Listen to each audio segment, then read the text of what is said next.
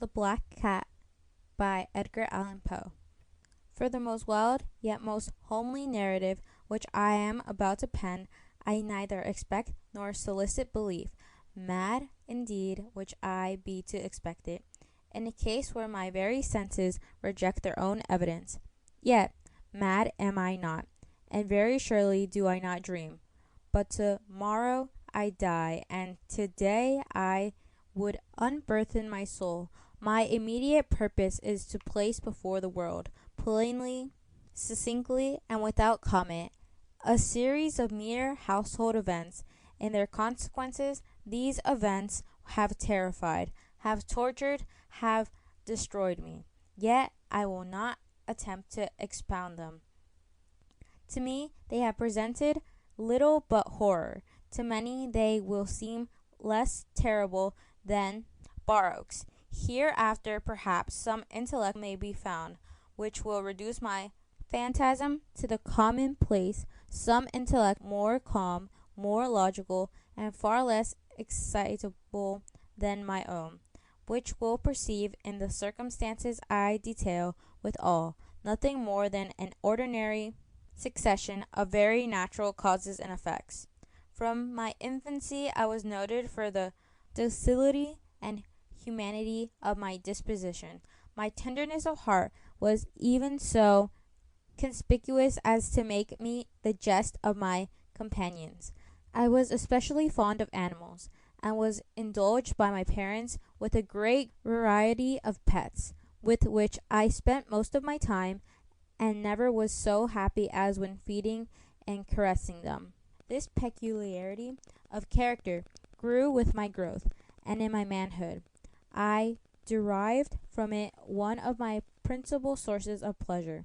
To those who have cherished an affection for a faithful and sagacious dog, I need hardly be at the trouble of explaining the nature of the intensity of the gratification thus derivable. There is nothing in the unselfish and self-sacrificing love of a brute which goes directly to the heart of him who has had frequent occasion to test the paltry friendship and gossamer fidelity of mere man. I married early. I was happy to find in my wife a disposition not uncongenital with my own. Observing my partiality for domestic pets, she lost no opportunity of procuring those of the most agreeable kind. We had birds, goldfish, a fine dog, rabbits, a small monkey, and a cat. This latter was a remarkable large and beautiful animal, entirely black, and sagacious to an astonishing degree. In speaking of his intelligence, my wife, who at heart was not a little tinctured with superstition, made frequent allusion to the ancient popular notion, which regarded all black cats as witches in disguise. Not that she was ever serious upon this point, and I mean the matter at all for no better reason than that it happens, just now to be remembered. Pluto, this was the cat's name, was my favorite pet and playmate. I alone fed him, and he attended me whenever I went about the house. It was even with difficulty that I could prevent him from following me through the streets. Our friendship lasted in this manner for several years, during which my general temperament and character, through the instrumentality of the fiend intemperance, had, I blush to confess it, experienced a radical alteration for the worse. I grew day by day more moody, more irritable, more regardless of the feelings of others. I suffered myself to use intemperate language to my wife. At length I even offered her personal violence. My pets, of course, were made to feel the change in my disposition. I not only neglected but ill-used them. For Pluto, however, I still retained sufficient regard to restrain me from maltreating him, as I made no scruple of maltreating the rabbits, the monkey, or even the dog, when by accident or through affection they came in my way. But my disease grew upon me, for what disease is like alcohol? and at length even Pluto, who was now becoming old and consequently somewhat peevish, even Pluto began to experience the effects of my ill temper. One night, returning home, much intoxicated, from one of my haunts about town, I fancied that the cat avoided my presence. I seized him, when, in his fright at my violence, he inflicted a slight wound upon my hand with his teeth. The fury of a demon instantly possessed me. I knew myself no longer. My original soul seemed at once to take its flight from my body, and a more than fiendish malevolence thrilled every fibre of my frame. I took from my waistcoat pocket a penknife, opened it, grasped the poor beast by the throat, and deliberately cut one of its eyes from the socket. I blush, I burn, I shudder while I pen the damnable atrocity. When reason returned with the morning, when I had slept off the fumes of the night's debauch, I experienced a sentiment half of horror, half of remorse for the crime of which I had been guilty. But it was, at best, a feeble and equivocal feeling, and the soul remained untouched. I again plunged into excess, and soon drowned in wine all memory of the deed. In the meantime, the cat slowly recovered. The socket of the lost eye presented, it is true, a frightful appearance, but he no longer appeared to suffer any pain. He went about the house as usual, but, as might be expected, fled in extreme terror at my approach. I had so much of my old heart left as to be at first grieved by the evident dislike on the part of a creature which had once so loved me. But this feeling soon gave place to irritation, and then came, as if to my final and irrevocable overthrow, the spirit of perverseness. Of this spirit philosophy takes no account.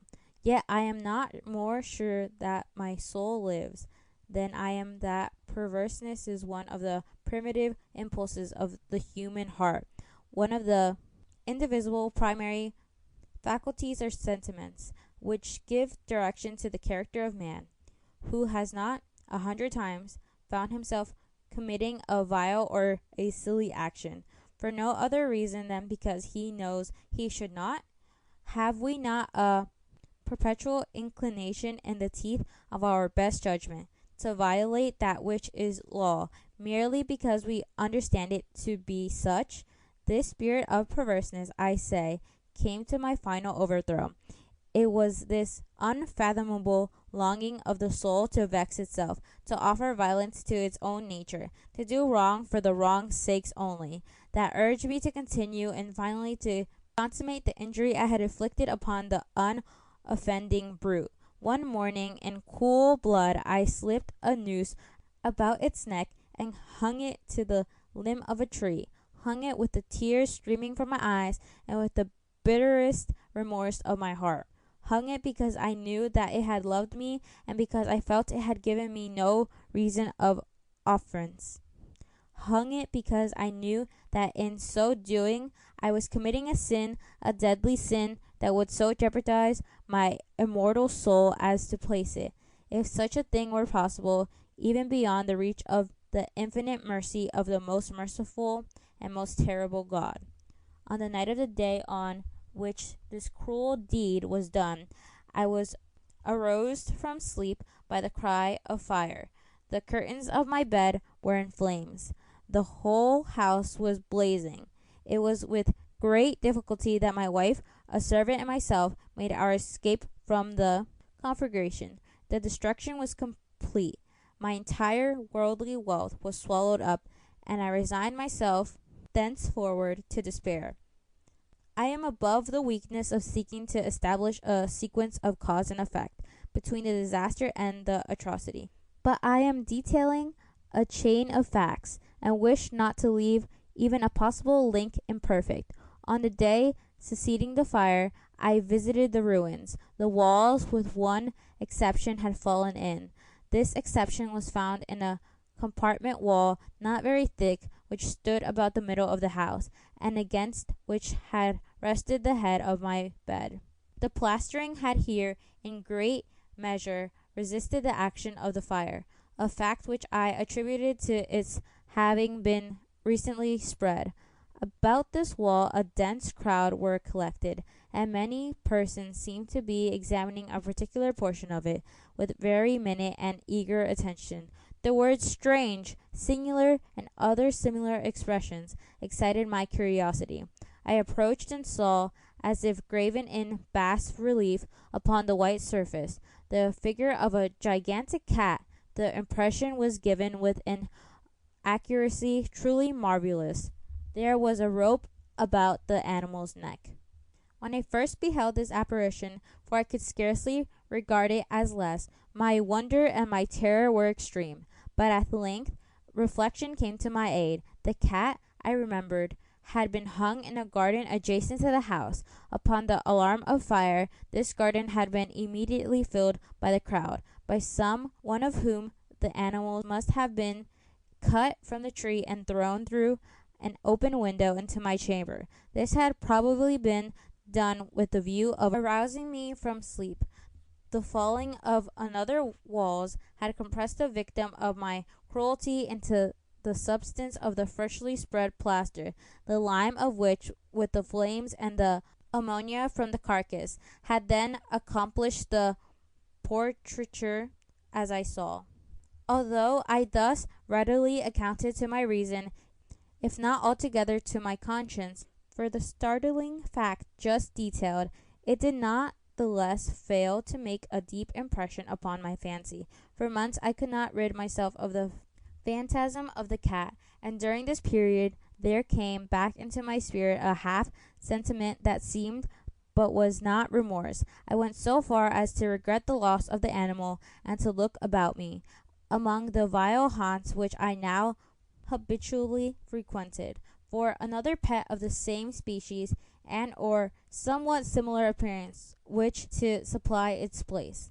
One night, as I sat half stupefied in a den of more than infamy, my attention was suddenly drawn to some black object reposing upon the head of one of the immense hogsheads of gin or of rum which constituted the chef furniture of the apartment. I had been looking steadily at the top of this hogshead for some minutes, and what now caused me surprise was the fact that I had not sooner perceived the objects thereupon. I approached it and touched it with my hand. It was a black cat, a very large one, fully as large as Pluto, and closely resembled him in every aspect but one. Pluto had not a white hair upon any portion of his body, but this cat had a large, although indefinite, splotch of white covering nearly the whole region of the breast. Upon my touching him, he immediately arose, purred loudly, and rubbed against my head, and appeared delighted with my notice. This, then, was the very creature of which I was in search. I at once offered to purchase it of the landlord, but this person made no claim to it, knew nothing of it, had never seen it before. I continued my caresses, and when I prepared to go home, the animal evinced a disposition to accompany me. I permitted it to do so, occasionally stopping and patting it as I proceeded. When it reached the house, it domesticated itself at once, and became immediately a great favorite with my wife. For my own part, I soon found a dislike to it arising within me. This was just the reverse of what I had anticipated, but I know not how or why it was. Its evident fondness for myself rather disgusted and annoyed. By slowly degrees, these feelings of disgust and annoyance rose into the bitterness of hatred. I avoided the creature, a certain sense of shame and then remembrance of my former deed of cruelty, preventing me from physically abusing it.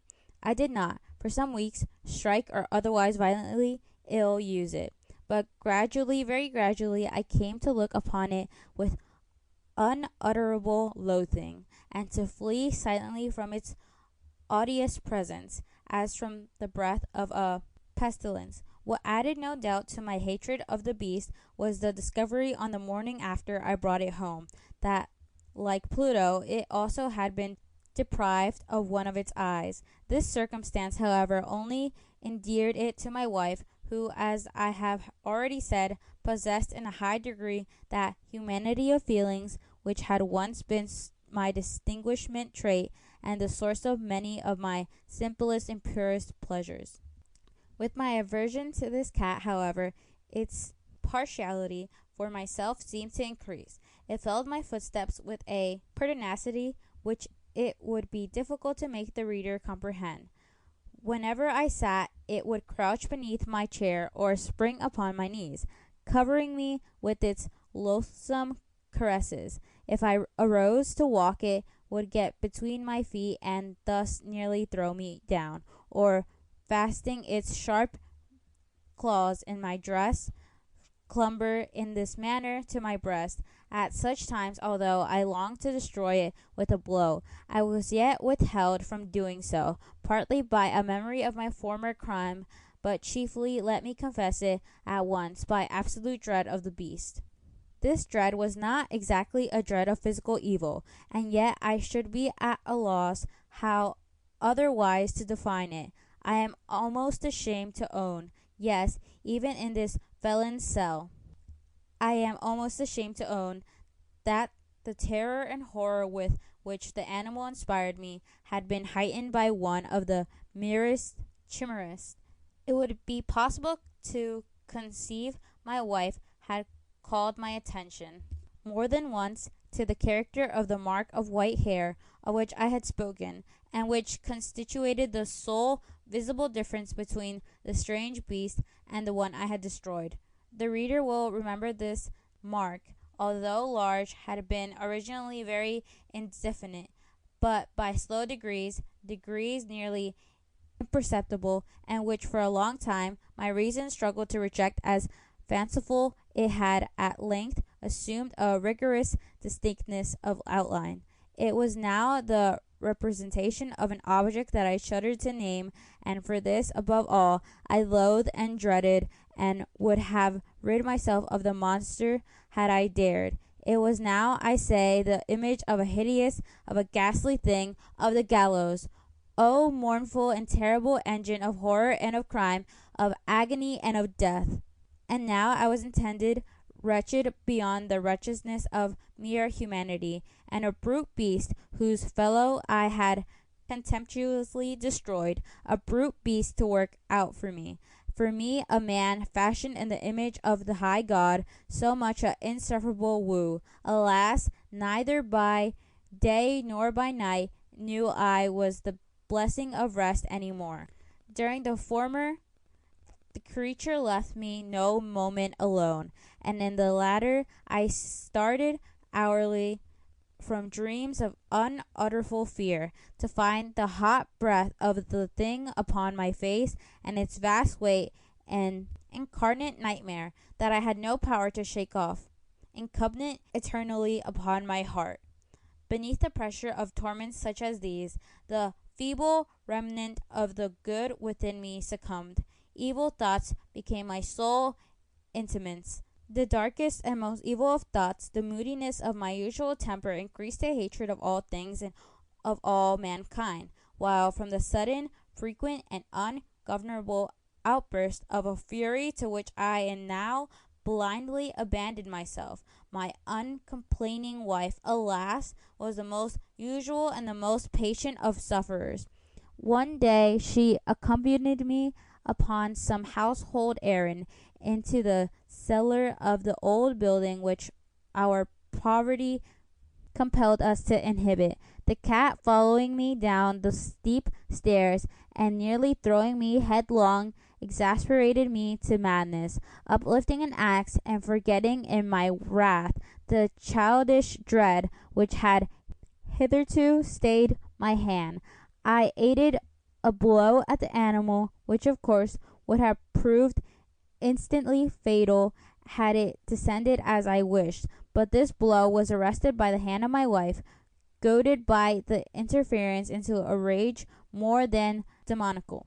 I withdrew my arm from her grasp and buried the axe in her brain. She fell dead upon the spot without a groan. The hideous murder accomplished, I set myself forthwith and with entire deliberation to the task of concealing the body. I knew that I could not remove it from the house, either by day or night, without the risk of being observed by the neighbors. Many projects entered my mind. At one period, I thought of cutting the corpse into minute fractures and destroying them by fire. At another, I resolved to dig a grave for it in the floor of the cellar. Again, I deliberated about casting it into the well in the yard, about packing it in a box as if merchandise, with the usual arrangements, as so getting a porter to take it from the house. Finally, I hit upon what I consider a far better expedient than either of those. I determined to wall it up in the cellar, as the monks of the Middle Ages are recorded to have walled up their victims. For the purpose such as this, the cellar was well adapted. Its walls were loosely constructed and had lately been plastered throughout with a rough plaster, which the dampness of the atmosphere had prevented from hardening. Moreover, in one of the walls was a projection caused by a false chimney, or fireplace, that had been filled up and made to resemble the rest of the cellar. I made no doubt that I could readily displace the bricks at this point, insert the corpse, and wall the whole up as before, so that no eye could detect anything suspicious. And in this calculation I was not deceived. By means of a crowbar I easily dislodged the bricks, and having carefully deposited the body against the inner wall, I propped it in that position while with little trouble I relaid the whole structure as it originally stood. Having procured mortar, sand, and hair with every possible precaution, I prepared a plaster which could not be distinguished from the old, and with this I very carefully went over the new brickwork. When I had finished, I felt satisfied that was right. The wall did not present the slightest appearance of having been disturbed. The rubbish on the floor was picked up with the minutest care. I looked around triumphantly and said to myself, "Here at least, then, my labor has not been in vain." My next step was to look for the beast which had been the cause of so much wretchedness, for I had at length firmly resolved to put it to death. Had I been able to meet with it at the moment, there could have been no doubt of its fate, but it appeared that the crafty animal had been alarmed at the violence of my previous anger, and forbore to present itself in my present mood. It is impossible to describe or to imagine the blissful sense of relief which the absence of the detested creature occasioned in my bosom. It did not make its appearance during the night, and thus for one night at least, since its introduction into the house, I silently and tranquilly slept. Slept even with the burden of the murder upon my soul. The second and third day passed, and still my tormented came not. Once again I breathed as a free man. The monster in terror had fled the premises forever. I should behold it no more. My happiness was supreme. The guilt of my dark deed disturbed me but little. Some few inquiries had been made, but these had been readily answered. Even a search had been instituted, but of course nothing was to be discovered. I looked upon my future felicity as secured. Upon the fourth day of the assassination, a party of the police came, very unexpectedly, into the house, and proceeded again to make rigorous investigations of the premises. Secure, however, in the inscrutability of my place of concealment, I felt no embarrassment whatever. The officers bade me accompany them in their search. They left no nook or corner unexplored. At length, for the third or fourth time, they descended into the cellar. I quivered not in a muscle. My heart beat calmly, as that of one who slumbers in innocence. I walked the cellar from end to end, folded my arms upon my bosom, and roamed easily to and fro. The police were thoroughly satisfied and prepared to depart. The glee at my heart was too strong to be restrained. I burned to say, if but one word, by way of triumph, and to render doubly sure the assurance of my guiltlessness. "Gentlemen," I said at last, as the party ascended the steps, "I delight to have allayed your suspicions. I wish you all health and a little more courtesy.